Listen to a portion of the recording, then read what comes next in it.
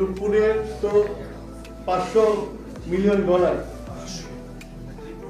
তারা নিয়ে গেছে, এবং সেটা নিয়ে এখন তো তদন্ত হচ্ছে লন্ডনে এই টিউলিপের ব্যাপারে, এবং আরো দুর্নীতি আছে আর কি। তো এইটা হলো প্রাথমিকভাবে আমরা যেটা ই করেছি আর কি।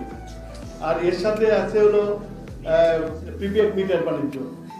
এই প্রিপেড মিটার বাণিজ্যতেও এই তাদের একটা সিন্ডিকেট, মানে 71,20,000 গ্রাহকের কাছে মিটার পৌঁছাবে, এবং সেখানে তারা বিরাট অঙ্কের একটা প্রায় 36 কোটি টাকা পাচারকৃত অর্থ এখান থেকে নিয়েছে আর কি।